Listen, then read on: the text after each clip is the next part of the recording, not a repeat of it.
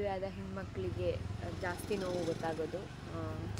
ಯಾಕಂದರೆ ಎಲ್ಲರೂ ಹೇಳ್ದಾಗೇ ಒಂದು ಹೆಣ್ಣು ಅಂದರೆ ಹುಟ್ಟಿದ ಮನೆಯಿಂದ ಮೆಟ್ಟಿದ ಮನೆಯವರೆಗೂ ಅವಳ ಪಯಣ ಮುಗಿಯೋದೇ ಇಲ್ಲ ಕೊನೆ ತನಕ. ತಾಯಿಯಾದವಳು ಯಾವ ರೀತಿ ತನ್ನ ಮಕ್ಕಳನ್ನು ಕಾಯ್ತಾ ಇರ್ತಾರೆ, ವಾಪಸ್ ಯಾವಾಗ ಮನೆಗೆ ಬರ್ತಾಳೆ ತಂದೆ ತಾಯಿನ ನೋಡೋಕ್ಕೆ ಅಂತ ಗಂಡನ ಮನೆಯಿಂದ. ಸೊ ಅದೊಂದು ಸಾಂಗ್ ನಿಮ್ಗೆ ಗೊತ್ತಿರ್ಬೋದು, ಬನಾರಸ್ ಮೂವಿಯಿಂದ. ನನಗೆ ತುಂಬ ಇಷ್ಟ. ನಾನು ಮಗುಗೆ ಲಾಲಿ ಹಾಡಿದಾಗ ಕೂಡ ಇದನ್ನೇ ಹಾಡಿ ಲಾಸ್ಟಿಗೆ ಜೋ ಜೋ ಅಂತ ಹಾಡ್ತೀನಿ. ಸೊ ಫೈನಲಿ ನಾನು ಹಾಡ್ಲಿಕ್ಕೆ ಸ್ಟಾರ್ಟ್ ಮಾಡ್ತೇನೆ.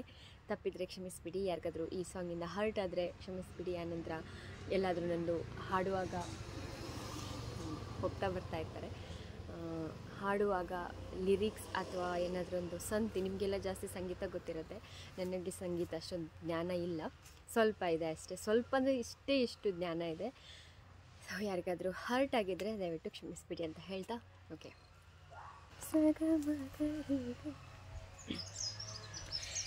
ಹೆಣ್ಣು ಹಡೆಯಲು ಬ್ಯಾಡ, ಎರವರಿಗೆ ಕೊಡ ಬ್ಯಾಡ, ಹೆಣ್ಣೋಗುವಾಗ ಅಳಬ್ಯಾಡ,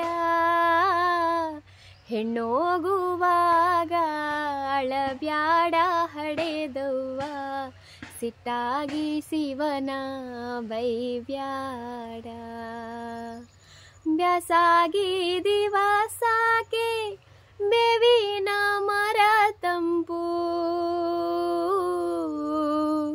ಬ್ಯಾಸಾಗಿ ದಿವಸಾಕೆ ಬೇವಿನ ಮರ ತಂಪು, ಭೀಮಾರತಿ ಎಂಬ ಹೊಳೆ ತಂಪು, ಭೀಮಾರತಿ ಎಂಬ ಹೊಳೆ ತಂಪು, ಹಡೆದವ್ವ ನೀ ತಂಪು ನನ್ನ ಮನದಾಗೆ.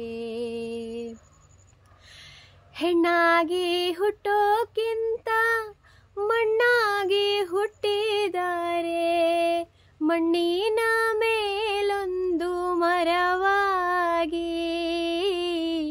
ಮಣ್ಣಿನ ಮೇಲೊಂದು ಮರವಾಗಿ ಹುಟ್ಟಿದರೆ, ಪುಣ್ಯವಂತರಿಗೆ ನೆರಳಾಗಿ.